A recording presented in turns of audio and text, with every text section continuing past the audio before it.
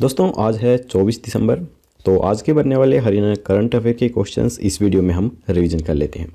लेकिन उससे पहले मैं आपको बता दूं कि अगर आप चैनल पर पहली बार आए हैं और आपने हमारी पिछली वीडियो नहीं देखी है तो वो आपको दोबारा से देखने की ज़रूरत नहीं है। आप हमारे पिछले हरियाणा करंट अफेयर के क्वेश्चनों को PDF के रूप में भी डाउनलोड करके पढ़ सकते हैं। 1 महीने की PDF आपको 15 रुपये में, 6 महीने की 40 रुपये में और 1 साल की 60 रुपये मिल जाएगी। सभी लिंक डिस्क्रिप्शन में दिए हुए हैं, आप वहां पर जाकर इन्हें डाउनलोड कर सकते हैं। दोस्तों अगर आपको वहां से डाउनलोड करना नहीं आ रहा है तो आपको बस करना क्या है कि किसी भी ऐप जो पेमेंट का होता है, जिस प्रकार से पेटीएम, वॉलेट, UPI, गूगल पे या फ़ोनपे, उसके द्वारा आपको ये QR कोड स्कैन करना है और जितने भी महीने की आप PDF खरीदना चाहते हैं उतने रुपए आपको पे कर देने हैं और उसका स्क्रीनशॉट यहाँ स्क्रीन पर दिए गए WhatsApp नंबर पर आपको सेंड कर देना है। उसके बाद हम जो PDF फाइल है वो आपको WhatsApp के द्वारा भी सेंड कर देंगे। तो चलिए चलते हैं आज की वीडियो पर। हाल ही में हरियाणा के किस जिले का 49वां जन्म दिवस है वो बनाया गया है?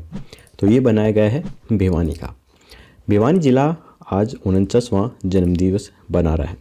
छोटी काशी और मिनी क्यूबा के नाम से विख्यात भिवानी में प्लास्टिक दाना, सर्जिकल इक्विपमेंट्स समेत अनेक उत्पादक इकाइयाँ स्थापित हैं। इसके अलावा बड़े बड़े शॉपिंग मॉल शहर की पहचान बने हुए हैं। क्षेत्रफल की दृष्टि से यह हरियाणा का सबसे बड़ा जिला हुआ करता था, परंतु सितंबर 2016 में चरखी दादरी को भिवानी से अलग कर नया जिला बना दिया गया है। सन 1972 में जहां भिवानी शहर की आबादी 40,000 थी, जो अब 2 लाख से ऊपर पहुंच गई है। एक समय कहावत प्रचलित थी कि भिवानी शहर बड़ा गुलजार था, 12 दरवाजे, 4 बाजार व शहर की चारों ओर 20 फुट ऊंची दीवार होती थी। खेलों की दुनिया में भिवानी का नाम अंतर्राष्ट्रीय स्तर पर शुमार हो चुका है। भिवानी ने अकेले बॉक्सिंग में 2 से ज़्यादा राष्ट्रीय अंतर्राष्ट्रीय खिलाड़ी दिए हैं। विजेंद्र, जितेंद्र, मनीष, विकास किशन, अखिल, पूजा बोरा, नमन तंवर व अमन तंवर अंतर्राष्ट्रीय पटल पर नाम दर्ज करा चुके हैं। तो यहाँ पर भिवानी के बारे में हम थोड़ा बहुत और जान लेते हैं। तो इसके जो मंदिर हैं उनसे संबंधित जो जानकारी है वो भी हम ले लेते हैं। 1952 में किरोड़ीमल मंदिर यहाँ पर बनाया गया था। 1952 से 1968 तक इस मंदिर में लाखों लोग आते थे। वर्तमान में जन्माष्टमी पर मंदिर में चलचित्र झांकियाँ भी निकाली जाती हैं। यहाँ जोगीवाला शिव मंदिर, हनुमान जोड़ी मंदिर, बाबा जहरगिरी आश्रम, बाबा शोलाल पूरी शिव मंदिर, भोजावाली माता मंदिर सहित गांव दिनोद स्थित राधा स्वामी आश्रम, देवसर माता मंदिर जो स्थल हैं ये यहाँ पर काफ़ी विख्यात हैं, प्रसिद्ध हैं। भिवानी प्लास्टिक दाना बनाने व इससे संबंधित सामान के लिए भी पूरे देश में विख्यात है। 1972 में यहाँ पर लगभग 3 दर्जन प्लास्टिक की इकाइयाँ थी, जो कि अब बढ़कर लगभग 200 हो गई हैं। यहाँ से पूरे देश में कच्चा माल भी सप्लाई किया जाता है। JBTL चिनार जैसे कपड़ा उद्योग यहाँ पर, जिनकी चमक पूरे देश में फैली हुई है। ऑपरेशनल टेबल व लाइटों की सप्लाई भी पूरे देश में भिवानी से ही होती है। जो टेबल विदेशों में 5 से 10 लाख रुपए में मिलती हैं, वहीं भिवानी में लगभग 2 से 3 लाख रुपए तक उपलब्ध हो जाती हैं। इसके अलावा भिवानी का अब ये 49वां जन्मदिवस बनाया जा रहा है, तो इस समय इसके क्षेत्रफल के बारे में भी जान लेते हैं, क्योंकि इससे संबंधित भी जो क्वेश्चन है वो पेपरों के अंदर पूछ लिए जाते हैं। 22 दिसंबर 1972 को पुराने हिसार को विभाजित करके भिवानी को अलग जिले के रूप में स्थापित किया गया। इसका क्षेत्रफल राजस्व रिकॉर्ड के अनुसार 3,28,323 हेक्टेयर व भारतीय सर्वेक्षण के अनुसार 3,283 वर्ग किलोमीटर है। जिले में इस समय 272 गांव हैं। जिले में 4 उपमंडल, 5 तहसील और उप तहसील हैं। जिले की जनसंख्या 12.5 लाख है। इसके बाद है हरियाणा के किस जिले में बार कोड प्रणाली लागू की जाएगी? तो ये की जाएगी सोनीपत के अंदर। आपराधिक क्राइम करने के बाद जो सबूत छोड़ता है उनकी जांच अब बेहद खास तरीके से होगी।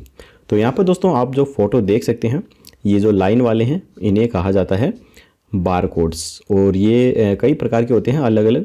जिस प्रकार से ये लंबे हैं इन्हें 1D बार कोड्स कहा जाता है, और जो इस प्रकार के होते हैं उन्हें 2D बार कोड कहा जाता है। और जो आपने शुरू में देखे थे, मैंने आपको अपनी वीडियो में फर्स्ट में बताया था, और मैं QR कोड जिन्हें बोल रहा था उसे QR कोड बोला जाता है। तो ये अलग अलग कोड होते हैं और इनकी पहचान सिर्फ जो इनके ऐप्स होते हैं स्पेशल उनके द्वारा ही की जा सकती है। वैसे आम व्यक्ति कोई इन्हें पहचान नहीं सकता है कि इनके अंदर कैसी जानकारी छुपी हुई है। तो ये सीक्रेट तौर पर बनाए जाते हैं। सबूतों से छेड़छाड़ न हो और कोई गड़बड़ी न की जा सके, इसके लिए पुलिस ने नई प्लानिंग पर काम शुरू कर दिया है। नई प्रक्रिया के तहत अब नमूनों पर बार कोड अंकित करके इन्हें लैब में भेजा जाएगा। लैब में काम करने वाले को भी यह नहीं पता होगा कि नमूना किस केस का है, किस जिले का है और किसका है। जिले में हर साल 50 से अधिक हत्या के प्रयास, दुष्कर्म, चोरी व फायरिंग की वारदात होती हैं। इस तरह के केसों में पुलिस सबूतों को जुटाकर उन्हें जांच के लिए लैब के अंदर भेज देती है। अब तक विसरा वारदात में इस्तेमाल हथियार व अन्य नमूनों को जब जांच के लिए लैब में भेजा जाता था तो उस समय FIR नंबर, नाम व जिले का नाम भेजा जाता था, जिसमें कि पारदर्शिता कम होती और गड़बड़ी होने के जो चांस हैं वो ज़्यादा होते थे। हाई प्रोफाइल केसों में सबूत से छेड़खानी का अंदेशा बना रहता था, लेकिन अब बार कोड प्रणाली लागू होने से सबूत सुरक्षित रह सकेंगे। इसके बाद है प्रदेश का 11वां नगर निगम कौन सा बनाए जाने की घोषणा की गई है। तो ये की गई है मानेसर को। हरियाणा मंत्रिमंडल की बैठक बुधवार को चंडीगढ़ में मुख्यमंत्री मनोहर लाल खट्टर की अध्यक्षता में हुई है। इस बैठक में कई अहम फैसले लिए गए हैं। बैठक के बाद मंत्रिमंडल के निर्णयों के बारे में जानकारी देते हुए मुख्यमंत्री ने बताया है कि मीटिंग के अंदर 37 एजेंडे रखे गए हैं और इनमें कई मुख्य एजेंडों पर मोहर भी लगा दी गई है। इसी मीटिंग में मानेसर को प्रदेश का 11वां नगर निगम बनाने का अहम फैसला भी ले लिया गया है। तो यहाँ पर एक तो ये मानेसर वाला फैसला लिया गया है जो कि नगर निगम बनेगा, और इसके अलावा और भी काफ़ी फैसले इस मीटिंग के अंदर लिए गए हैं, उनके बारे में भी हम जान लेते हैं। न्यूनतम भूमि सीमा, परियोजना भूमि सीमा में परिवर्तन और वाणिज्य घटक व पार्किंग प्रावधान के अंदर बढ़ोतरी का जो अनुमोदन है ये भी किया गया है। नई उद्योग एवं रोजगार नीति 2020 को भी मंजूरी दी गई है। नई नीति 1 जनवरी 2021 से दिसंबर 2025 तक लागू रहेगी। इसके अलावा सीनियर मेडिकल ऑफिसर की भर्ती सीधा विभाग की गठित कमेटी के तहत करने पर मुहर लगाई गई है। इस फैसले के बाद 25% SMO के पद भरे जा सकेंगे। बिजली वितरण कंपनियों को 900 करोड़ रुपए की बैंक गारंटी को कैबिनेट में मंजूरी दे दी गई है। हरियाणा योग आयोग के गठन पर कैबिनेट ने मोहर लगा दी है। पंचायतों के लिए बिजली पर 2% पंचायत टैक्स लगाने पर कैबिनेट ने मंजूरी दी है। इस फैसले के बाद पंचायतों को 100 से 125 करोड़ रुपए मिलेंगे। कृषि उपभोक्ताओं और कृषि से जुड़े उद्योगों पर यह पंचायत टैक्स लागू नहीं होगा। ग्रुप C की भर्ती के लिए कैबिनेट ने कॉमन टेस्ट को मंजूरी दी है। इस परीक्षा की वैधता 3 साल तक रहेगी। परियोजना की अधिकतम भूमि सीमा 10 से 30 एकड़ तक बढ़ाई गई है। न्यूनतम भूमि सीमा 5 से कम करके 4 एकड़ है। आवास नीति 2013 में संशोधन किया गया है।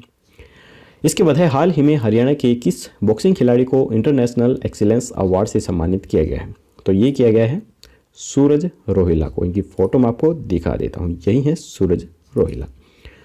Anti corruption foundation of India एवं ह्यूमन राइट्स इंटरनेशनल फेडरेशन के द्वारा 20 दिसंबर को करनाल में इंटरनेशनल एक्सीलेंस अवार्ड समारोह का भव्य आयोजन किया गया है, जिसमें जुलाना क्षेत्र के फतेहगढ़ गांव के बॉक्सिंग खिलाड़ी सूरज रोहिला को इंटरनेशनल एक्सीलेंस अवार्ड दिया गया। सूरज रोहिला राज्य और राष्ट्रीय स्तरीय बॉक्सिंग खिलाड़ी हैं। पहले भी इनको काफ़ी पुरस्कार मिल चुके हैं। यह अवार्ड सूरज रोहिला की उपलब्धियों एवं चलाए गए कुछ अभियानों को देखते हुए दिया गया है। यह अवार्ड देश की महान शख्सियतों को करनाल के डिवेंचर्स होटल में 20 दिसंबर को anti corruption foundation of India के द्वारा ह्यूमन राइट्स इंटरनेशनल फेडरेशन के सहयोग से भ्रष्टाचार उन्मूलन जागरूकता एवं मानवाधिकारों को समर्पित कर दिया गया, जिसमें कि बॉक्सर सूरज रोहिला भी सम्मिलित हुए हैं।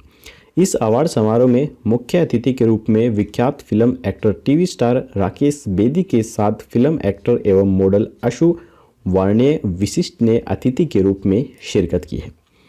इसके बाद है हाल ही में हरियाणा के कितने जिलों में नई माइक्रो इरिगेशन योजना शुरू की गई है। तो ये शुरू की गई है 3 जिलों के अंदर। किसान हित में हरियाणा सरकार ने एक और कदम उठाया है। पानी से वंचित खेतों में पानी पहुंचाने के उद्देश्य से नई माइक्रो इरिगेशन योजना शुरू की गई है। इस योजना के तहत प्रदेश के भिवानी, दादरी व महेंद्रगढ़ जिलों को शामिल किया गया है। सिंचाई यंत्र पर 80% की सब्सिडी भी दी जाएगी। इसके बाद है कोरोना काल में सरकार की नई गाइडलाइन के अनुसार कितने लोग खुले मैदान में इकट्ठे हो सकते हैं। तो ये जो गाइडलाइन है ये नए साल को ध्यान में रखकर जारी की गई है। तो इसका उत्तर जानने से पहले दोस्तों, अगर आपको वीडियो पसंद आ रही है तो लाइक ज़रूर कीजिएगा और चैनल पर पहली बार आए हैं तो चैनल को सब्सक्राइब करके घंटे पर ऑल नोटिफिकेशन जरूर दबाइए ताकि हमारे आने वाली लेटेस्ट वीडियो हैं वो आपको मिल सके सबसे पहले। तो इसका आंसर है 500 लोगों को इकट्ठा होने की इजाज़त। कोरोना काल में नववर्ष को मनाने के लिए सरकार ने नई गाइडलाइन जारी की है। इस मौके पर होटल व रेस्तरां में कार्यक्रमों में अधिकतम 200 और खुले मैदान में 500 लोगों को शामिल किया जा सकता है। हर साल नया साल धूमधाम से मनाया जाता है। होटल व रेस्तरां व क्लबों में 1 महीने पहले ही जो बुकिंग है वो शुरू हो जाती हैं और नए साल के बनाने की तैयारियां हैं वो भी शुरू हो जाती हैं। कोरोना महामारी में सरकार की ओर से गाइडलाइन के अनुसार अभी तक होटल, रेस्तरां व क्लबों में एक समय में 50 से 100 लोगों के इकट्ठा होने की अनुमति थी, जबकि नए साल पर होटलों में लोगों की भीड़ पहुंचती है।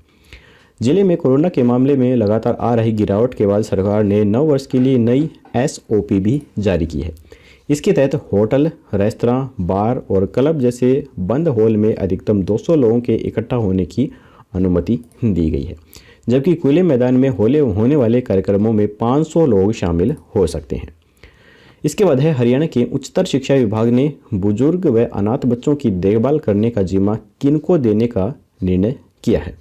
तो ये निर्णय लिया गया है NCC कैडेट्स, NSS कैडेट्स और YRC यानी कि यूथ रेड क्रॉस के कैंडिडेट्स को। विभाग ने ग्रामीण क्षेत्रों में रहने वाले बुजुर्ग और ओल्ड एज होम व अनाथालयों में रहने वाले बच्चों की देखभाल का जिम्मा NCC कैंडिडेट, NSS कैंडिडेट और YRC कैंडिडेट को दिया गया है। एक कैंडिडेट व स्वयंसेवक को एक बुजुर्ग की देखभाल करने की जिम्मेदारी लेनी होगी। इन कैंडिडेट्स और स्वयंसेवकों को सप्ताह में 2 दिन ओल्ड एज होम व अनाथालयों का दौरा करना होगा। प्रदेश में 170 सरकारी कॉलेज हैं। इनमें से 156 कॉलेजों को ग्रामीण क्षेत्र के बुजुर्गों की जिम्मेदारी संभालने के निर्देश दिए गए हैं। साथ ही इन्हीं में से 111 कॉलेजों को ओल्ड एज होम के बुजुर्ग व अनाथालयों के बच्चों की देखभाल व इन दोनों की लाइब्रेरी के देखभाल की जिम्मेदारी दी गई है। इसके बाद है हरियाणा के किस जिले में 70 आंगनवाड़ी के नए भवन तैयार किए जाएंगे।